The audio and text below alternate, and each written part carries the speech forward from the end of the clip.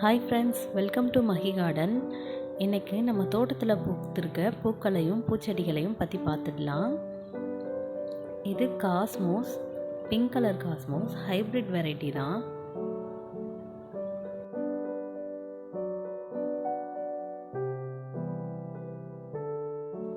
இது சிந்தாமணி பூ.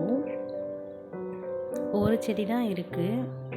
இதில் இப்போ நிறைய பூக்களும் இருக்குது. கூடவே ஜினியா பூ இருக்குது. இதில் என்னென்னா, இங்கே இருக்க எல்லா பூக்களுமே பிங்க் கலரில் தான் பூத்துருக்கு. அது காஸ்மோஸ், ஜினியா ரெண்டுமே பிங்க் கலர் தான் இருக்குது. இது டேலியா செடி, விதையிலிருந்து வளர்த்தது. இந்த காஸ்மோஸ் பூக்களை பொறுத்த வரைக்கும் நம்ம என்ன விதை போட்டாலும், என்ன கலர் விதை போட்டாலும் அது என்ன கலரில் வரணும்னு அதுதான் முடிவு பண்ணும். அடுக்காக வரணுமோ ஒற்றையாக வரணுமான்னு கூட அதுதான் முடிவு பண்ணும், நம்ம சொல்ல முடியாது. பக்கத்துலேயே கொஞ்சம் தக்காளி செடி வச்சுருக்கேன். இது லைபீரியன் டொமேட்டோ.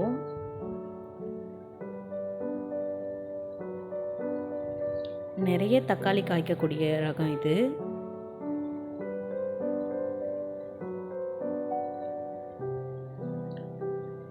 இங்கே அங்கங்கே கொஞ்சம் வாடாமல்லி செடி வச்சுருக்கேன்.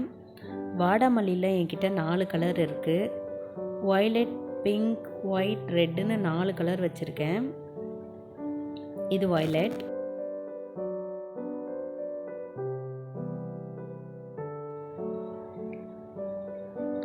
இது ஆமணக்கு செடி, ரெட் கலர் ஆமணக்கு.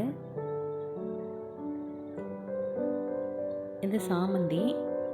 இங்கே கொஞ்சம் சாமந்தியும் இருக்குது.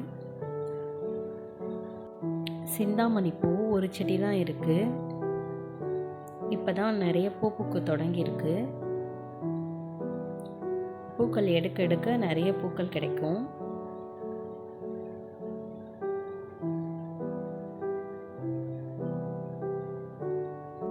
ஃப்ரெஞ்ச் மேரிகோல்டுன்னு சொல்லுவாங்க.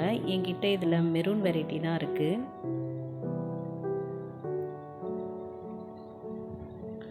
பக்கத்துலேயே வேரிகேட்டட் செம்பருத்தி, மஞ்சள் கரிசலாங்கண்ணி, இது மாசி பச்சை.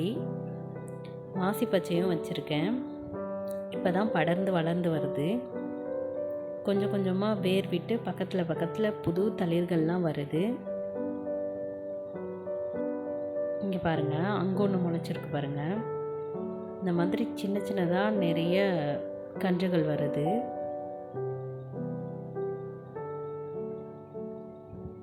பக்கத்துலேயே ஷாம்பு ஜிஞ்சர் வச்சுருக்கேன். இந்த ஷாம்புவை நம்ம தலைக்கு யூஸ் பண்ணலாம். இங்கே நிறைய மூலிகை செடிகளும் பக்கத்தில் கொஞ்சம் வச்சுருக்கேன். எல்லாமே இப்போ தான் நடவு பண்ணதால் பார்க்குறதுக்கு இந்த மாதிரி இருக்குது.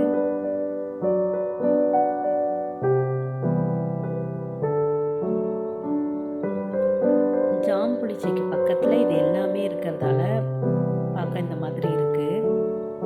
இன்னொரு நாள் இது எல்லாத்தையும்